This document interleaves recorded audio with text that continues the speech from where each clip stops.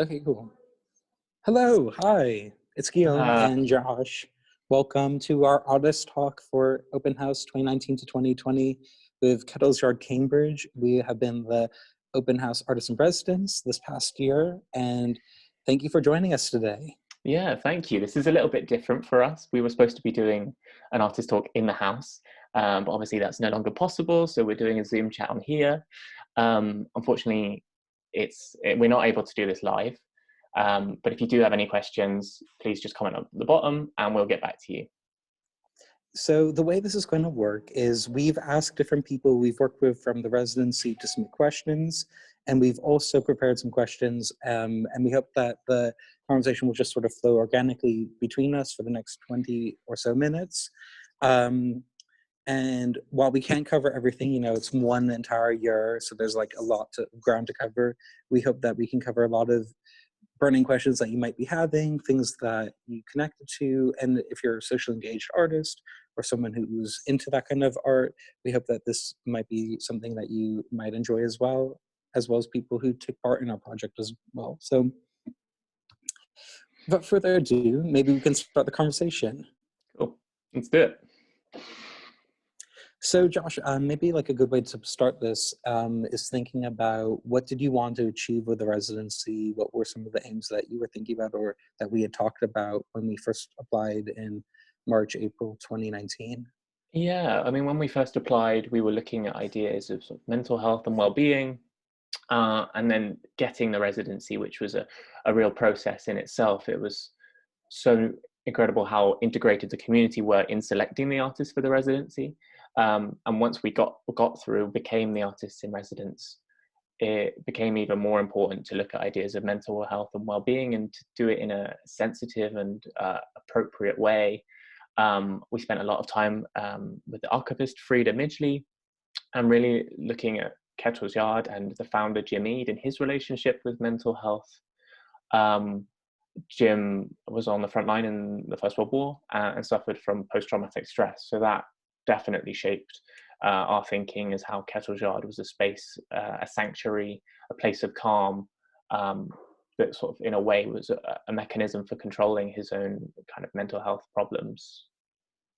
Yeah, I think that one things that really excited me about the project, which I was so responsive to, is how the house is like almost like a living artwork or a living space. It's like a body, and it has all these different elements that are constantly changing throughout the year, throughout the day, and the seasons. So there's a lot of natural light. There's lots of plants. For those of you who haven't been, it's one beautiful collection that was sort of developed by Jim and Helen Eade, as Josh was mentioning, and it's still so active and present now. And they have sort of contemporary art exhibitions, which sort of develop.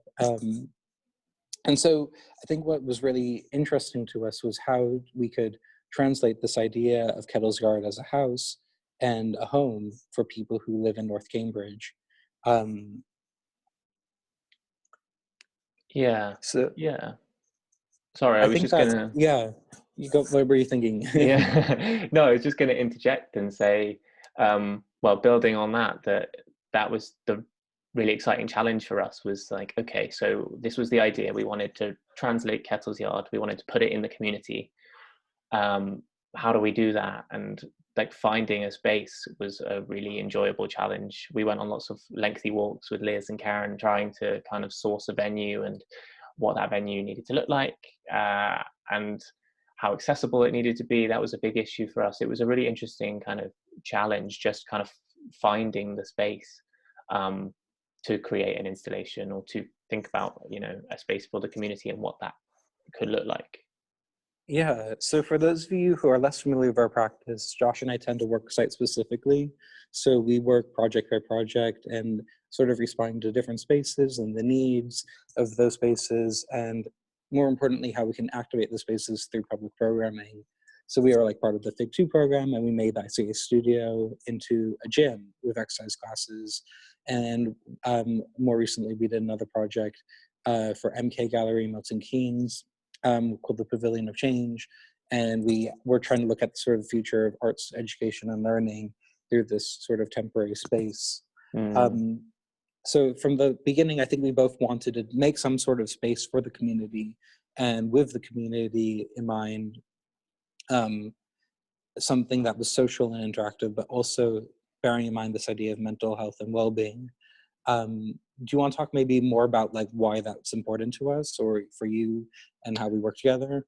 Yeah, well, I think mental health is just such an important thing. Like, I don't even know, like, particularly now where we're at with the current kind of COVID-19, this climate where everyone is inside, mental health is so important, so unbelievably important. And I think Jim knew the importance of the home and of things like art and like the objects that you surround yourself by and bringing joy through that, really. Mm.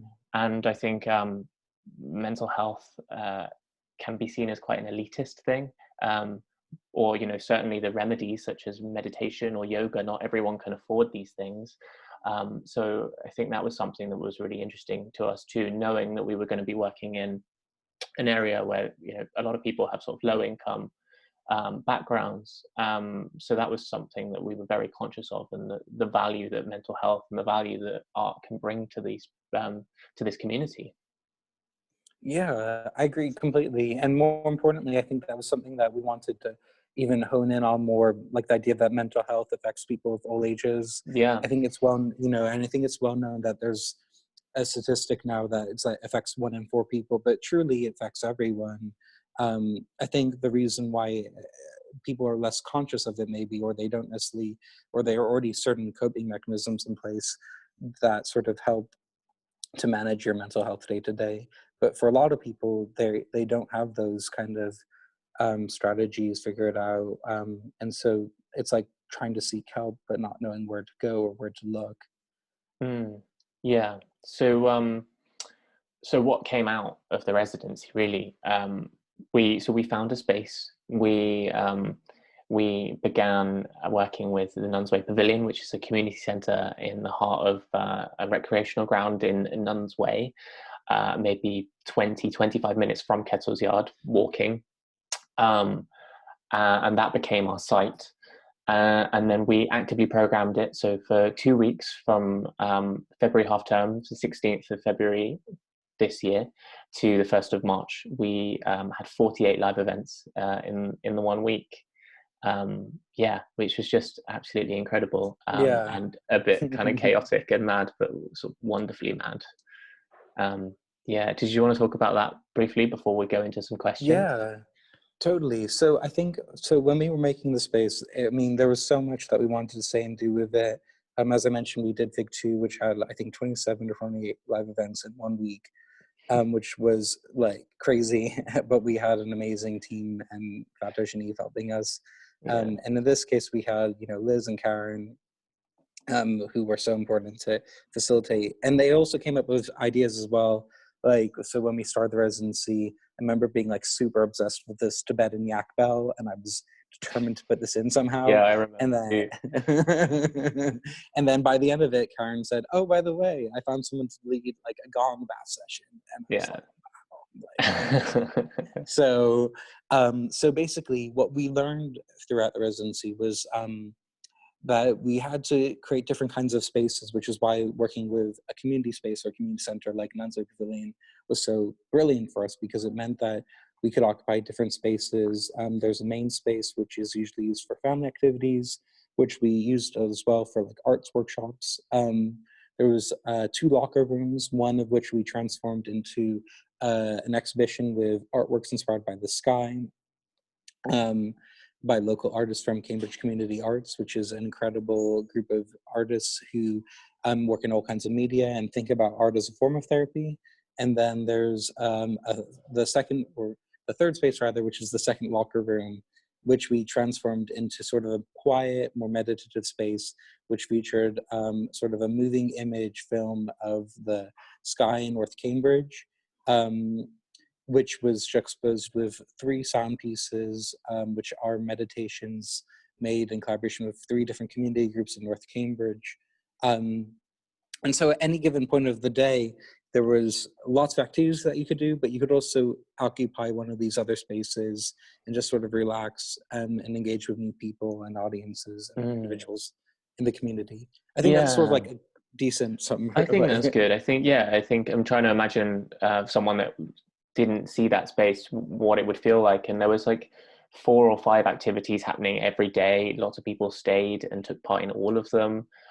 We had a lot of local families that would come in almost every day, and particularly the children as well. Um, like Tyler and Jack, they would come in and almost every day just to help us set up, even like not even to just participate in workshops. So there was definitely real value there. And half term was like a particularly good time to get families, to get kids coming in. Yeah, and I think the different Mm, energies, the different spaces worked really, really well. So what I can do mm. is I can pull up some images. Let's give this a go. Amazing.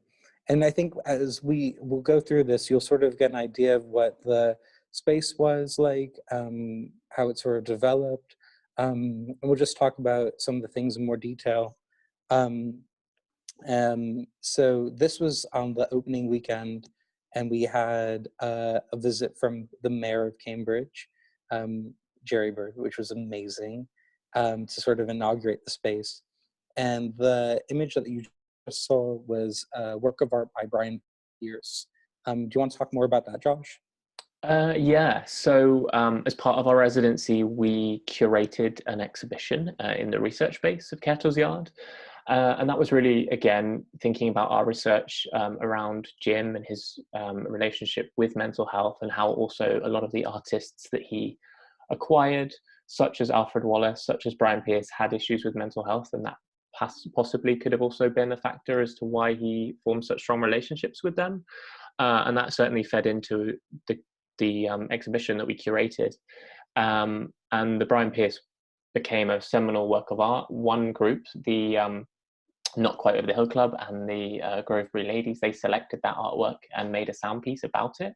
But also, I think it was such a striking work for us in numerous ways that the color palette of these beautiful kind of like sky blue watercolors and this like reddy terracotta color, they became the kind of color palette for, so you can see here, actually this is a great photo, you've got the blue in the walls and the terracotta kind of running around the trim.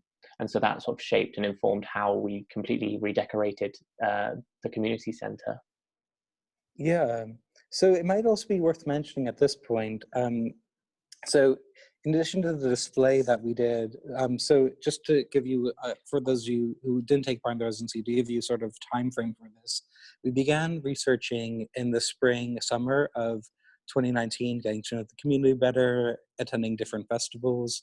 And then by the autumn, winter, when we were invited to take over the research space and do something, we decided to do this curated display of works of art from the reserve collection, which, as any good artist will tell you, is a dream come true. Because it was so important to be able to have that connection to artists that we respected and admired, but also to be able to use that as a platform for making new work, which we did with the community groups. And so each group, we worked with 3 groups, as Josh was mentioning. The Grovebury Ladies and Not Quite Over the Hill were one group. We also worked with the Eastall Cafe, who eat regularly to learn English as a second language, and are mostly sort of adults. And then we did a third group, which was a group of school children at uh, the Grove. Do you want to talk a little bit more about how the workshops went and how that sort of led up to the sound pieces or meditations? Yeah, so we did 6 or 7 workshops, depending on the group, with each group. I think the really interesting thing for us, I mean, importantly, we wanted to have a very diverse different groups, so different ages, different ethnicities, different backgrounds. That was really important for us. But then that also became an interesting challenge into how we tailor each of the workshops for those different needs.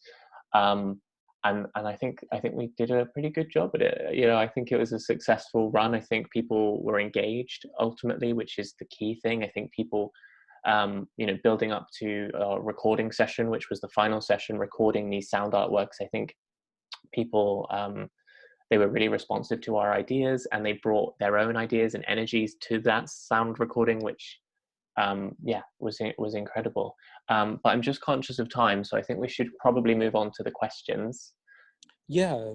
So the first question we have is from Liz Ballard, who's the assistant curator of the community program at Kettle's Yard.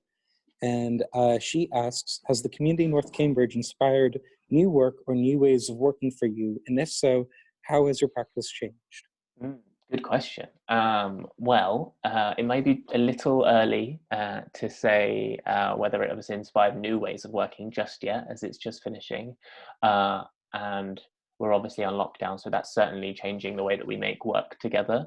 But I think what this residency has brought, which has been really exciting, has been kind of more of a developed collaboration with your brother and his kind of background in like in music and in sound engineering. I think that's been a really interesting collaboration that I can certainly see us exploring further. I think, yeah, I think it's been a new thing to develop sound artworks and to think about sound as a form of art making. And that's been a really interesting challenge, I think, that I've really enjoyed doing. And I think that that's a new, yeah, a new step in our practice. I think another thing which I was just thinking about was that, going into this, I mean, we had previously done an even longer residency, which was with Photo Fusion in Brixton. Hello, Photo Fusion, shout out. um, and we were working with local residents between 2016 and 2018 in Brixton, looking at one road in particular called Railton Road, which is this incredible stretch. And it was the first time we were really working actively with community groups. But this group, the project we did in North Cambridge, was even like more ambitious, because I often like to think about it as like managing 3 or 4 different key partners. We had, Kettle's Yard, the art institution, the gallery. We had this amazing team of artist facilitators who have their own practices as well, and often lead workshops for all sorts of people, community groups in and around Cambridge. And then we also had the community itself. What did they want? People who live in Cambridge and North Cambridge in particular. And then not even most importantly, but how do we fit into this equation? Like, what do we want out of it? And how can our practice guide all that? So it was like 4 different groups trying to figure out all at the same time. So by doing this residency, I think it's given us the opportunity to learn how to manage larger projects like that in the public and public art. Yeah, definitely. So I have a question. I have a question from Okay. Francesca Bellotti Bailey, who's head of program at Kettle's Yard. Hi, Francesca. And hello. And she says, what was the hardest challenge of the open house residency and why? Oh my goodness. I Okay. know. Not easy questions. Okay, so I think that the hardest thing, which we knew from the very beginning, which I think you touched upon earlier when we started introducing the project, was something about how do you communicate the idea of mental health or well-being to people from like different community groups and different languages and different age groups, and how do you make it accessible to people, especially audiences who maybe come from low-income backgrounds. So I think going into this, we had talked about, how mental health or well-being, even though it's maybe more popular or mainstream in our culture now, it's also almost like you were saying elitist. Like when I talked to some friends about it early on, they were saying that it's almost like chic to have mental health or to have well-being. You talk about do like meditation, or for me, it's like getting access to therapy, which in a way is like a basic human right and need, but not everyone might see it that way. And so it's sort of like, how do you change the perspective, and how do you use your art to change public perception towards those needs in an individual and in the community to ultimately build a stronger community? Yeah, and I'd like to think in a small way, I think Meeting Ground reflected that, at least providing a space and a platform for people to talk about these ideas and to be open about. I think that's maybe one of the greatest challenges with mental health, is people don't talk about it. They just don't discuss it with each other. and how they're Mm. feeling. And I think that it was great that we did that and opened up that conversation and integrated it within the community. Yeah, without necessarily like dumbing it down or watering it down or losing sight of the language itself, even at the same time as we're trying to make it accessible. Because Yeah, like even words like mental health can be kind of alienating to some people as well. Or like some people can be dismissive of it for all kinds of reasons. yeah, Um, definitely. so and then also our limitations as artists, we're not doctors, we're not therapists. So going into the residency with that in mind also affected how we wanted to work with the community groups, I think. Hmm. So I have a question Yes. coming up Shoot. from Rosie Donovan, who is the extraordinary learning Hi, engagement officer at Kettle's Rosie. Yard. Hey. So Rosie asks, why do you think it's important to work as a duo? And do you work separately? And how does your work change when you work together? Oh, Go. good question. Multiple questions in there. You might have to repeat that at some point. Uh, wow. I don't think we necessarily went in. So we've been practicing together for 5 years, and we definitely didn't go into collaborating because we saw the value of it. We went in because we were just really good friends, and art making excited us, and the possibility of making work together was something that was really interesting, and like energizing for us. And we were just very lucky as well. And Fatosh Ustek, who was the curator of Fig 2 and their program at the ICA, gave us that opportunity to collaborate. And I think maybe if it wasn't for her, we would have possibly never have done that, or we certainly wouldn't have been pushed to that extreme and to have to think about things like getting a studio and a space to actually make these ideas. Um, Mm. what else? There was more to that question. What else was there? So she also asked, do you work separately? The answer is yes. Yes, we do. We do. I mean, it's all very integrated, and we talk about our own ideas very much together as much as we talk about anything that we're doing collaboratively. I make sculpture. I think a lot about home and about domestic space. So, that's interesting how that also feeds into this residency that we're doing together in Kettle's Yard and the home.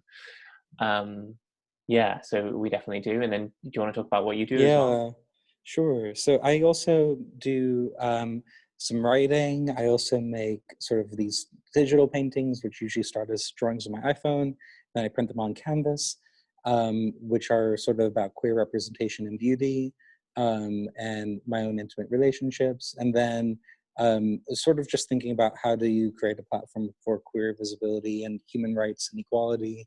Um, and I also sometimes do experimental video art. So like I think there are different things that I'm interested in, but more importantly, it's more of like an attitude, which is kind of playful, and I think that's Mm. why we get on. Like Yeah, because definitely. That feeds yeah, into everything that we do, yeah, for sure. And I think the end of that question was about the value or the but I yeah. Does your work change when you work together? I don't mm, think it.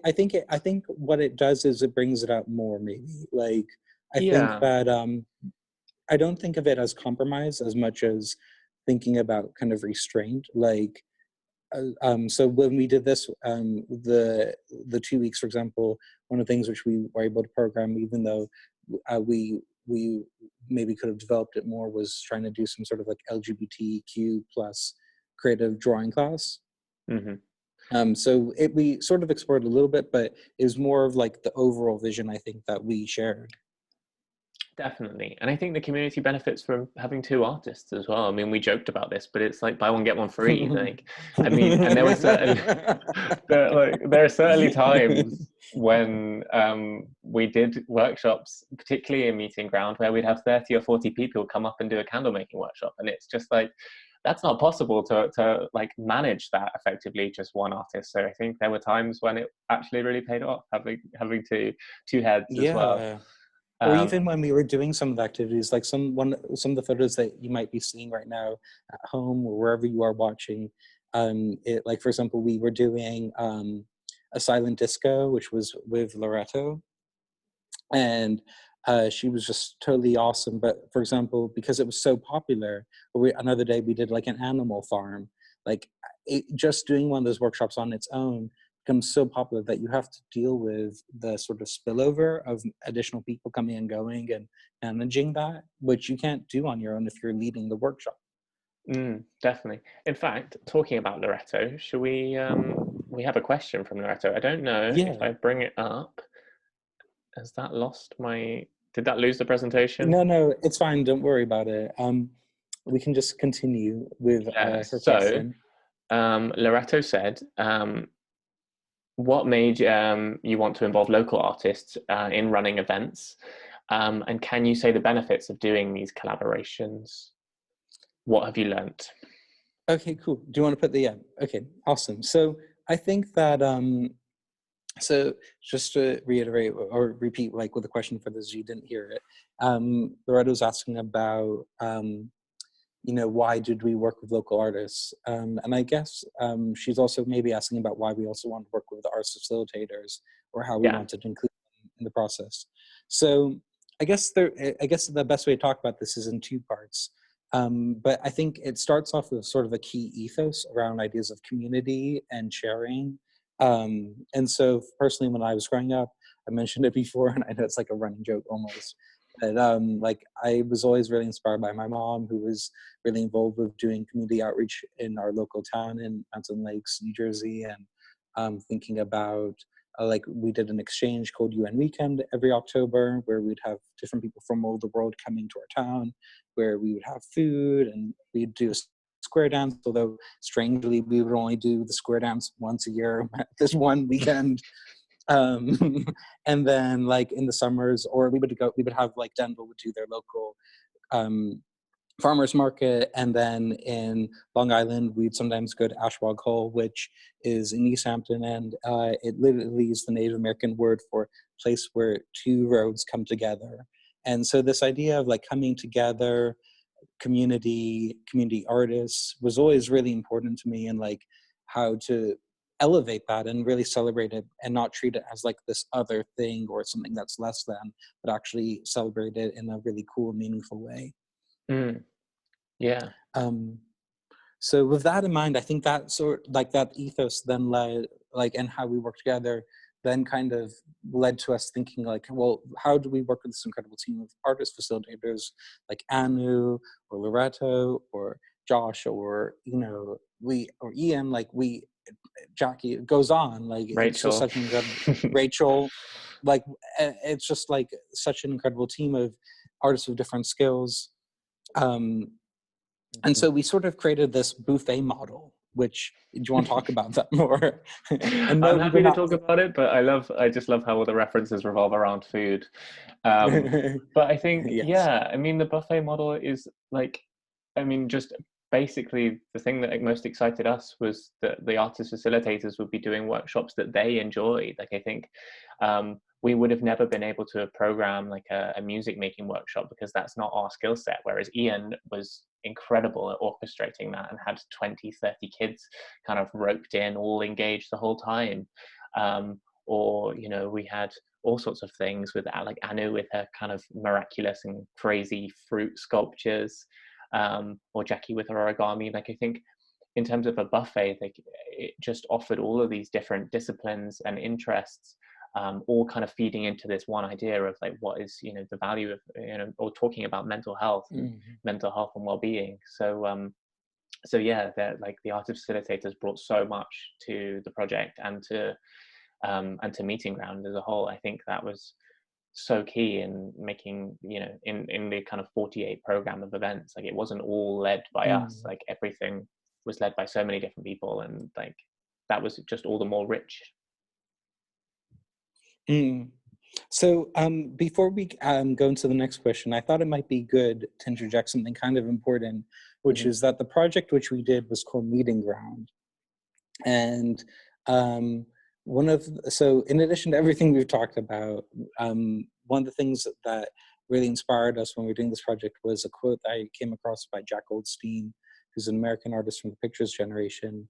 And he had this great quote that said, "Sky is the meeting ground between art and the world, or what art and the world desire," something like that. So so I think that because we had this quote, we sort of played with it some more, and it was such an interesting idea to think about how meeting ground could encompass people who are from a sort of non-art world background, as well as people who are maybe more familiar with arts.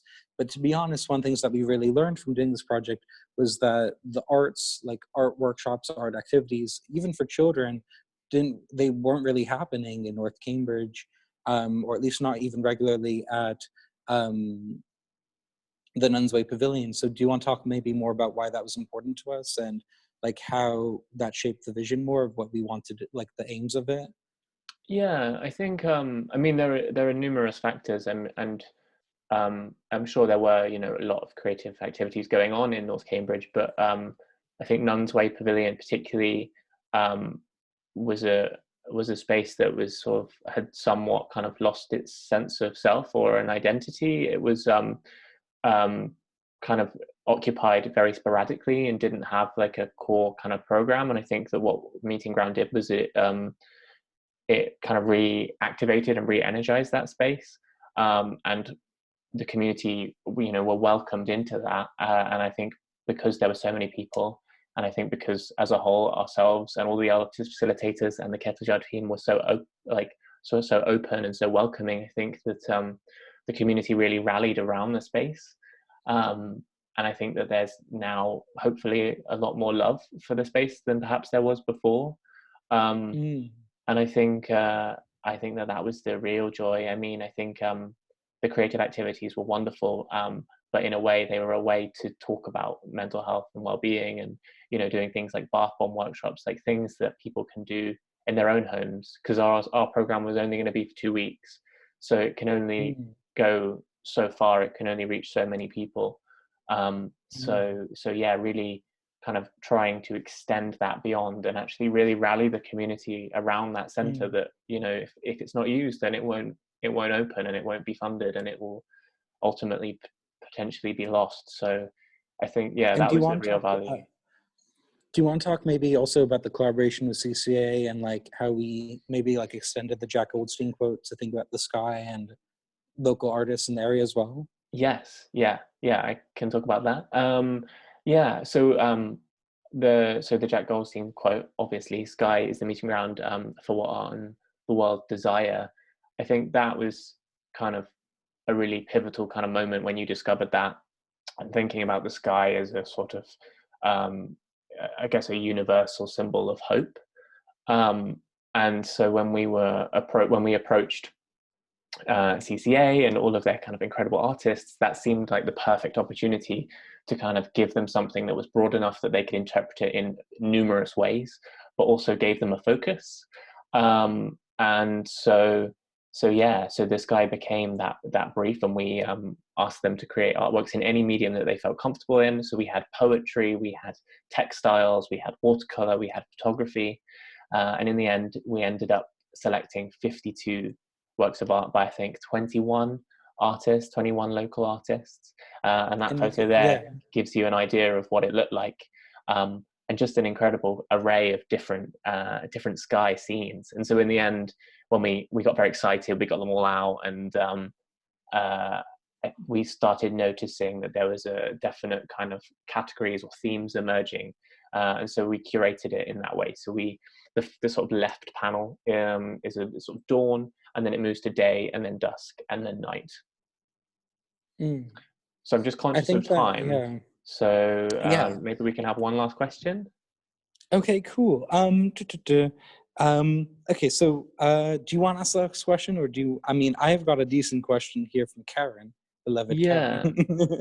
Yeah, yeah. So What's that? Karen, maybe I'll ask, and we'll just talk about it briefly. Yeah. So Okay. Karen says, Karen, just to be clear, Karen Thomas, community officer at Kettle's Yard. She says, having worked in North Cambridge for the past year, what do you think are the characteristics unique to this area? Also, what advice do you have to give to our next open house artist residents, Eni Kuka Tuamala? Hello, Eni. Congratulations. Yeah, It's an incredible congratulations. feat. Um, uh, so, I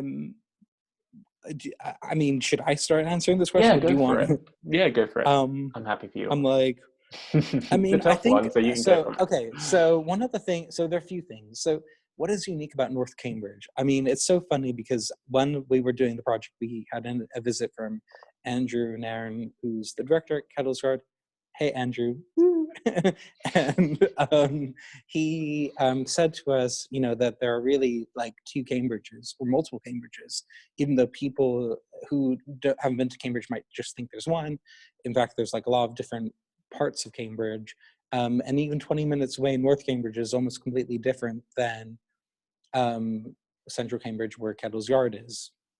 Um, that being said, I think one of the things that is unique, I mean, they have such a strong sense of community. They do their annual festivals every year, although I think some of them have been postponed because of what's going on right now. But, they would have their tombolas, which I never really had seen a tombola before.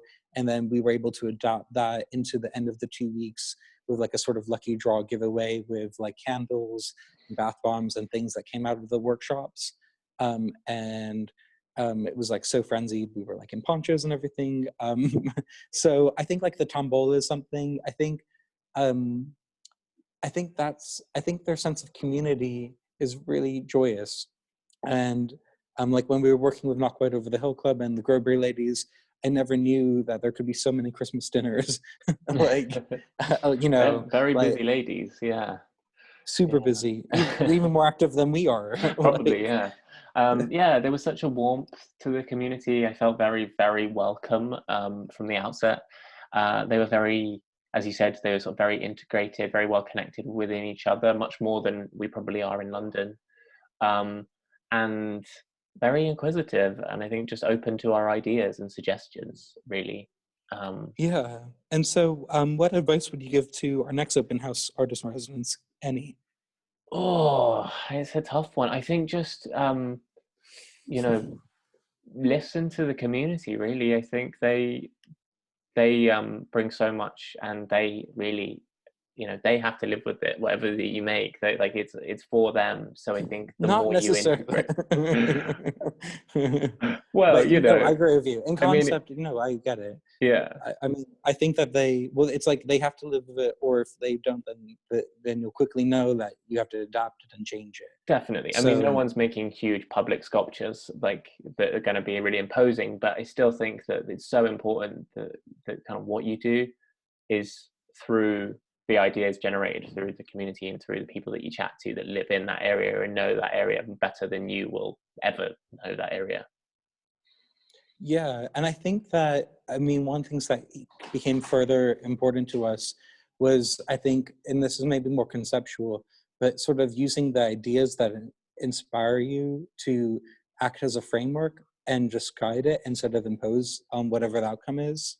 So, like, I think, we didn't know exactly what it was going to look like, and often we were told by the community panel, which was so helpful, like, that's actually a good thing. If we knew what it would look like, then we probably wouldn't have gone the residency, because the idea is to grow, take risks, and evolve. So I think like being able to have like maybe 2 or 3 key ideas, I think any was interested in like empathy. So like, which is obviously closely related to mental health and well-being and like the next step really.